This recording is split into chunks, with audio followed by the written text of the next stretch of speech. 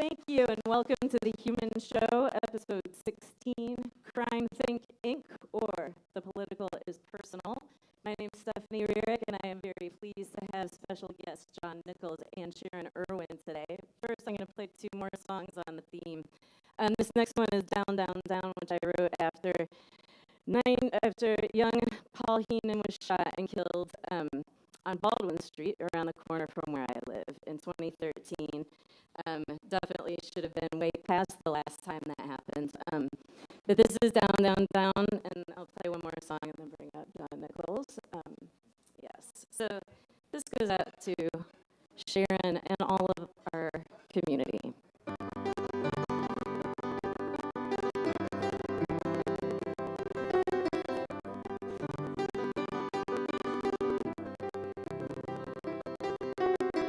When they say they've come to shoot, you get down and down and down and down and down and down. When the music flows right through, you get down and down and down and down. Why don't you hear your mother? They yelling, what's the matter? You down and down and down and down.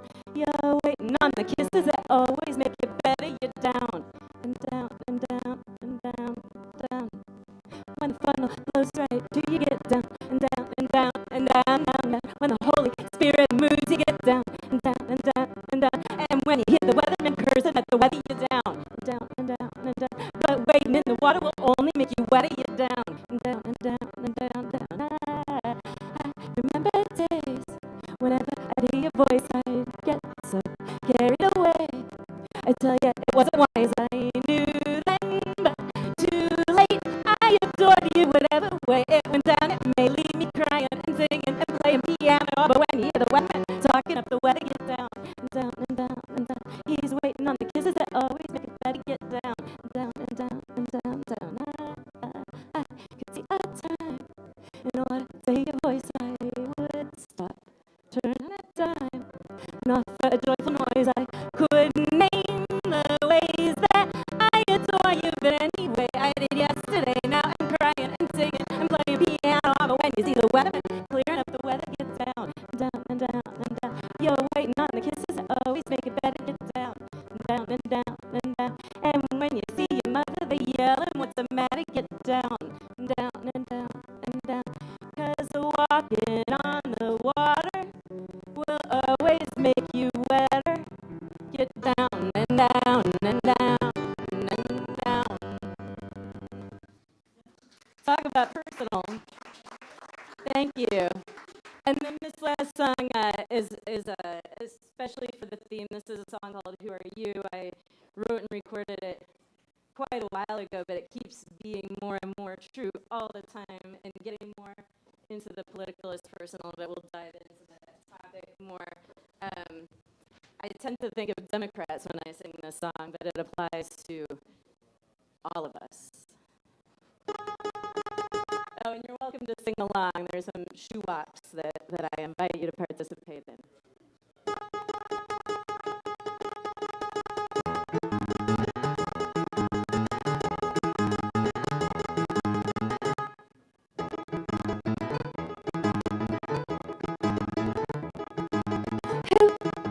Are you supposed to love?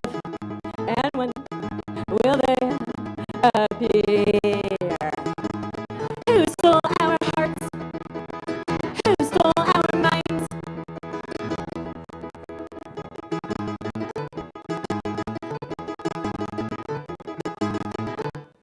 Who are you supposed to love? And when will they appear? Who stole our hearts? Who stole our minds?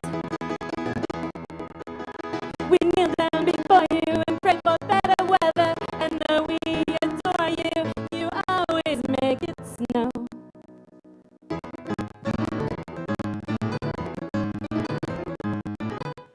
Who are you supposed to love? And when will they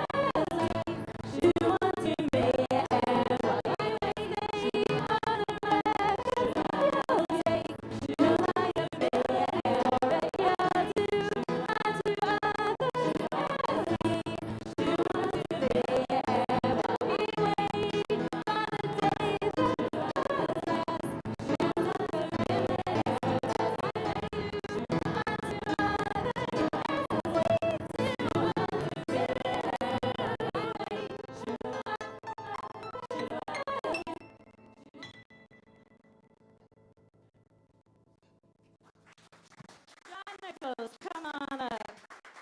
Finger on a piano.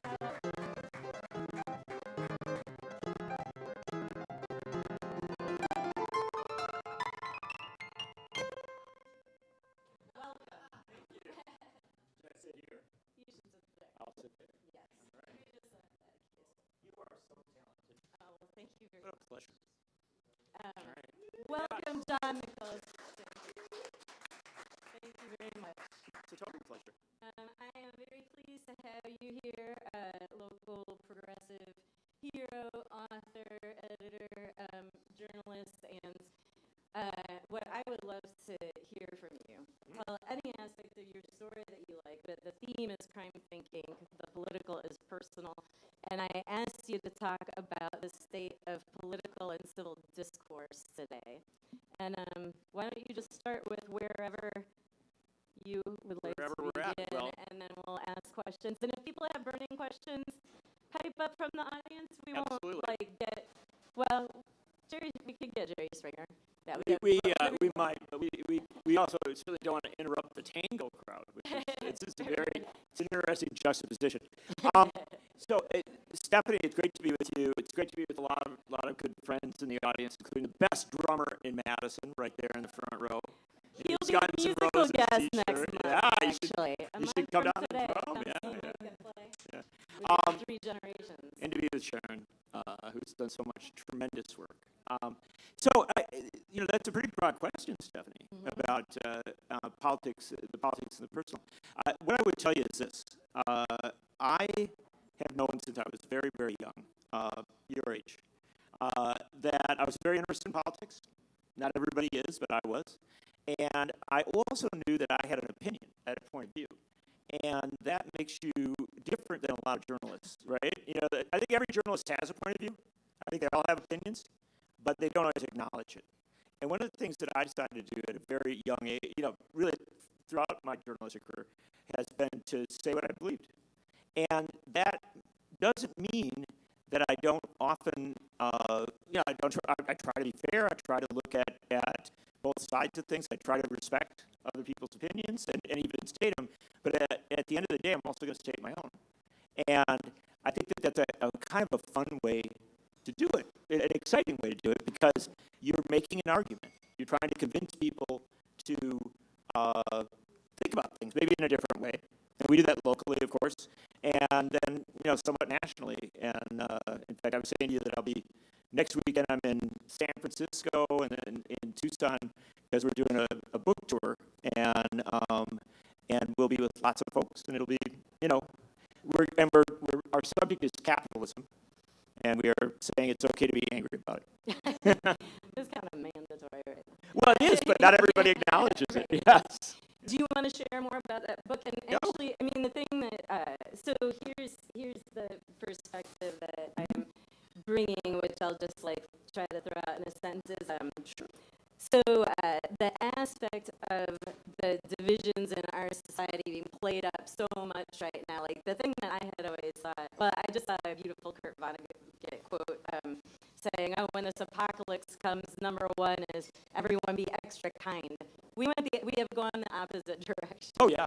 In this culture, and so to me, that is the heart of the matter. How I want to, diving into that. But to me, capitalism is the root of it. So it's great that you have a book. So why don't you tell us about your book, and let's see if we can unite and conquer a common enemy instead of being divided. Well, I think that's a very good way to set it up, Stephanie, because the fact of the matter is that the desire for wealth, right, the desire for, to have immense wealth, to be a billionaire, to be the other day we had a study come out that said that they think we'll have the first trillionaire by 2027, 2028. So we're on track of concentrating immense amounts of wealth in the hands of very few people. And what that has done is it's infected our whole society. We now, everybody thinks that the way that you can have security, that you can have, fullness in your life is to be very, very rich. And that if you aren't that, you may actually end up being very insecure, very vulnerable, and threatened, not just economically, but socially and in all sorts of other ways. And we certainly see the inequality in our society across lines of race, across lines of gender, across across lines of region. And so we have to kind of deconstruct that a little bit and ask ourselves, how could you have a society where that insecurity wasn't the defining reality? And the answer is, and this is, I say it bluntly, and I've said it bluntly for a long time, the answer is that we have to get over our obsession with capitalism being the only way you can organize an economy, and we also have to accept that socialism, a word that is often attacked in this country, actually produces a lot of good ideas for how to organize an economy.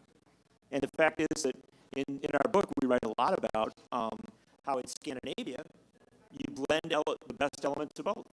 And it's actually decent for society. It doesn't guarantee perfection, but what it does do is assure that everybody has access to education, assure that everybody who has a job, if you work your 40 hours or 34 hours a week, you're going to not live in poverty, assures that if you get sick, you will have health care, and it will not bankrupt you no matter how sick you get, and assures that the basics of life, housing, food, transportation, if you can't get enough out of your job to get that, then society is going to make sure that you're not left on the curb.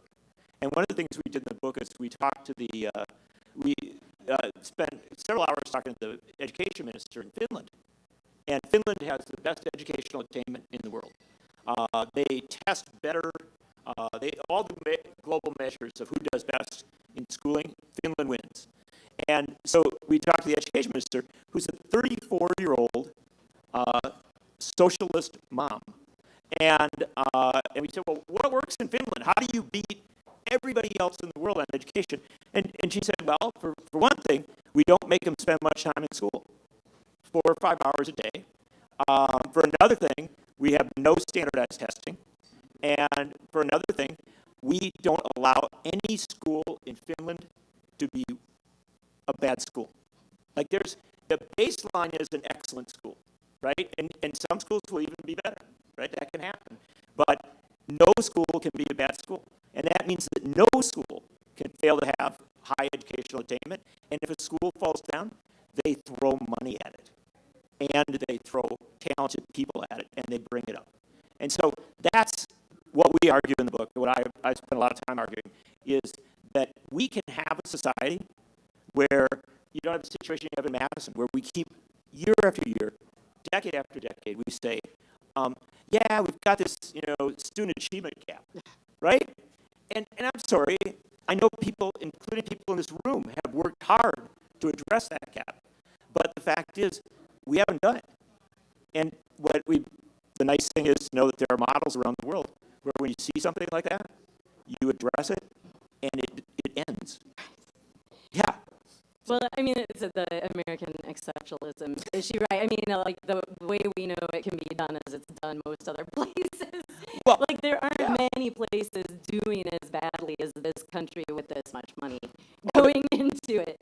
And yeah, there are a lot of other societies that, for example, got pushed out here, doing more things at a community level. It's interesting. I was just thinking about the question of relocalizing. We're going to participate with some local futures groups soon, and I was just thinking, I was just asked this question: who here thinks we need to relocalize?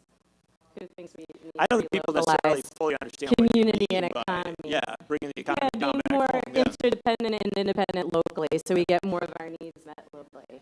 And then the question is, what are you waiting for? What are you waiting for? The answer is our society isn't organized to do that, right? Yeah. Our society is organized to take money from the local level and move it up the chain, right?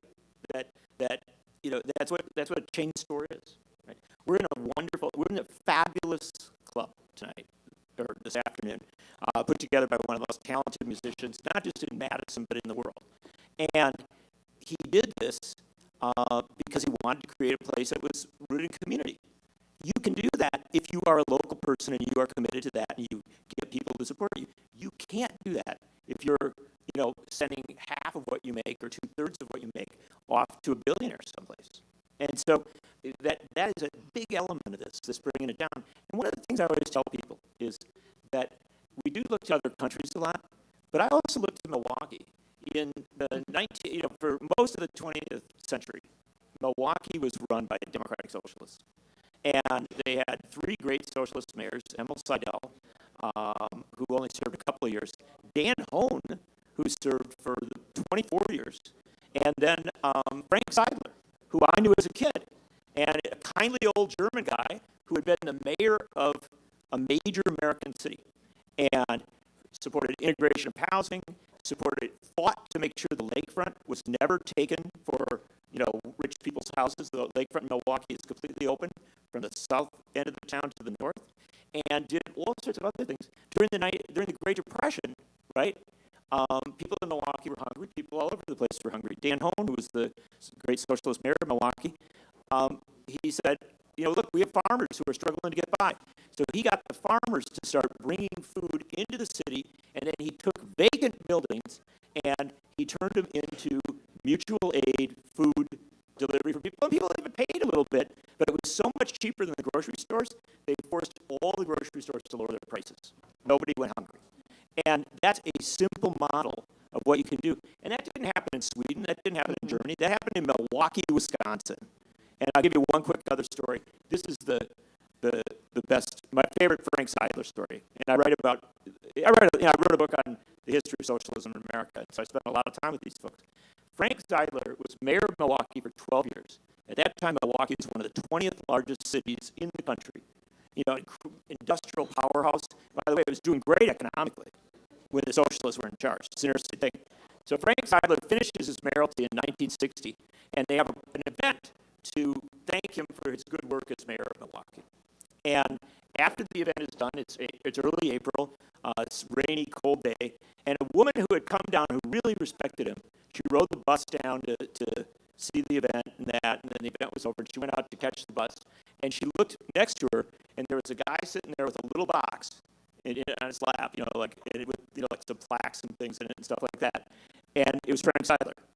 And she said, Mr. Mayor, you've been mayor of one of the largest cities in the country for 12 years, and, we just honored you here and stuff like that. What are you doing at the bus stop on a rainy, windy April day? And he said, socialists take the bus. And he bussed home for being mayor of one of the largest cities in the country. I only tell that story because I want people to understand that's at the heart of it. When you localize, you don't localize a power hierarchy. You localize the circumstance where you're all in it together. And if you do that, then you aren't going to have poverty. You're not going to have minority student achievement gaps. You're not going to have many of the challenges that we have, because if you really are all in it together, you solve problems together.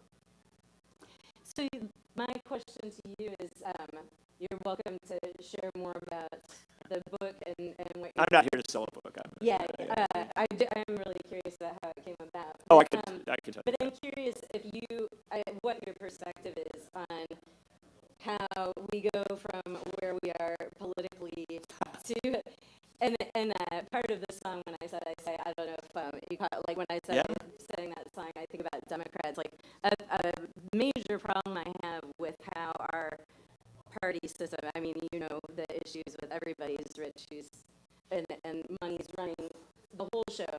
But the thing that's really disturbing to me is when Democrats are in power, people excuse the most horrific stuff when it comes to Absolutely. that. And in my perspective, Democratic administrations have pushed us farther to the right, and so much of what's horrible right now happened during Clinton's administration of FCC deregulation. I just learned the other day that pharmaceutical advertising was also a Clinton administration thing, and NAFTA and GATT, and we all know that. How do we go from where our political class is the globalized, inside traders, and deliberately, in my view, stirring up animosity between us? I feel that wherever COVID stuff, and I do want to ask you about that book and how your thinking is evolved, but wherever that began, it was quickly taken by disaster capitalists and power grabbers and exploited to the hilt. So how do we as communities get back talking to each other, away from the crime thing perspective, away from the censoring one another, into unite and conquer? You're going to have Sharon up in a couple minutes. Yes. And Sharon and I were talking before, and one of the things that she said was, I don't do politics so much. I try to be outside of it. And I said, I always know when somebody says that to me, that they're actually more politically savvy than most of the people that do politics. Because the fact of the matter is, if you're going to influence politics, you have to pressure it, right? You can't go into the kind of belly of the beast and make things change. You have to be outside and bring outside pressures to it. Now, sometimes people come from the outside and bring their values, and it really has an impact. And I really have immense respect for those folks. And but if you think that a political party is going to lead you out of the wilderness, that's madness, right? And Eugene Victor Debs, who was the great American socialist of the last century, ran for president 5 times. Last time he ran for president, ran from a jail cell. He had been jailed for his opposition to World War I, arguably the most immoral war, and that's a big statement, but arguably the most immoral war this country ever involved in. It's just a madness and just slaughter, and Debs opposed it, and they jailed him for that. And he ran for president. He got more than 1 million votes. But Debs was beloved by his followers, by people that were supportive of him. He was very close to Robert M. La Follette. In fact, he supported Bob La Follette for president in 1924. And Debs was asked, where should we go next? What should we do, right? And he said, if I could lead you out of the wilderness, I wouldn't do it. Because if you're going to follow me, you might end up following somebody else who was very bad, very dangerous. So all I want to say to you is, let's be in this wilderness together, and let's figure out together how to get out of it, right? And that's the kind of leaders you have to look for. You can't look for a politician who's going to say, I got all the solutions, and I'm going to make it, I'm going to make things perfect. And this is a real challenge in our politics. So, cut to the chase. Bernie Sanders and I have worked together for many, many years. And I wrote the afterwords to his biography. He wrote the introduction to a book that I did with Bob McChesney. So we've had, interactions over the years. And we wrote this new book, and the book's titled, It's Okay to Be Angry About Capitalism.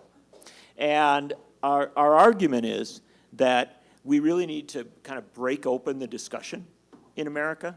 And it doesn't mean that we're going to go to a specific place, right? The title isn't do this.